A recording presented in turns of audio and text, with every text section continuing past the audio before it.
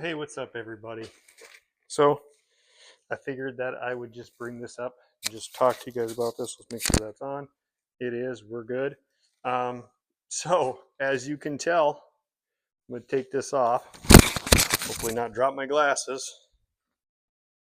Whew. Dusty.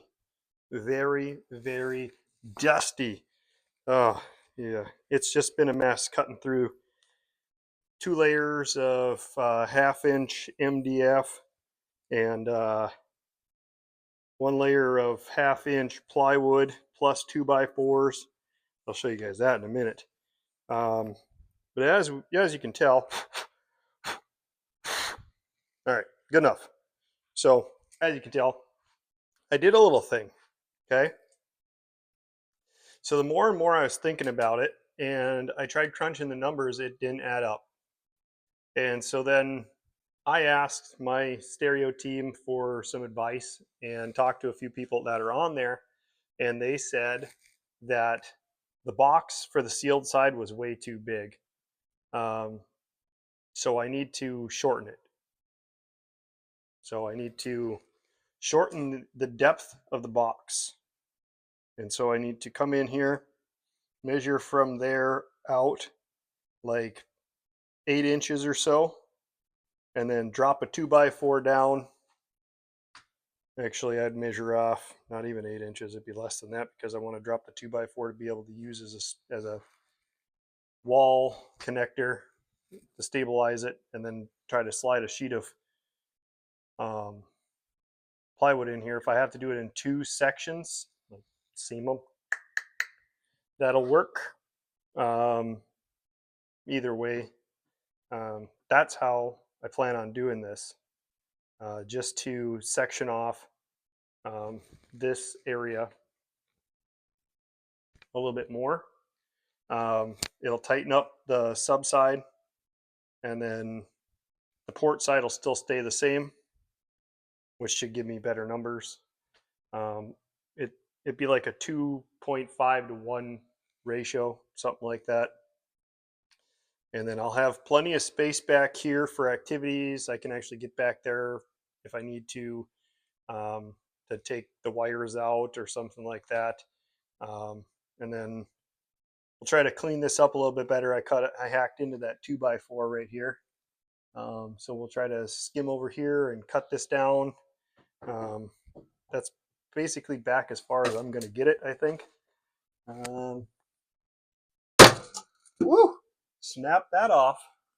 That was a little loud. So I'm going to trim this out too as well. That's left up here for this board. The rest of the shit just don't want to come out that's up on this side here. I mean, that seam is literally right there, but whatever this is like stuck there pretty good. So I'll probably just leave that. That doesn't really need to come out. I can just fiberglass that in a corner. Now I'll show you guys what I'm talking about. So that didn't want to come out, that little corner piece right there when I cut it. So it's fine, it can stay. I'll trim that little piece that's hanging off, and then I will clean up all this mess and make it nice and tidy, and then go back in and fix what I need to, take out what doesn't need to be there anymore. Obviously this 2x4 is still part of whatever was there for this corner, which is fine. This whole staggered part is in there because that's for this part, which I can still use to fiberglass to, and that's all fine and dandy. It's just that making this smaller of an area, this is way too much airspace. Even if I did 18s or 24s or maybe even 32s, it's still a big airspace. It's huge.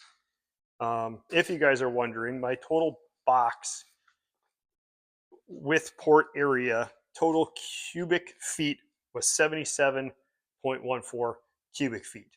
So that means from this wall all the way to that wall, plus the height, plus the length of the box. So it was huge.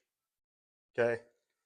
And I'm thinking like port area was like 33 cubes. And I don't remember. I think this was like, I want to say 44 on the sealed. It was ridiculous. It was huge. So yeah, so I hacked it down, I cut it down, um, and we're gonna get in there, clean this up. I'll throw all the wires through that one sub hole so I can straighten that up. I'll take the 2x4 bracing off and all the braces along the wall. We'll get in here and we'll actually 2x4 frame that out, and then get a basically a wall built up. Another wall to a wall. It's going to be great. It's going to be a fun time. I just figured I'd give you this update, little quick deal. So yeah, we'll get more on this as we go. So more coming at you.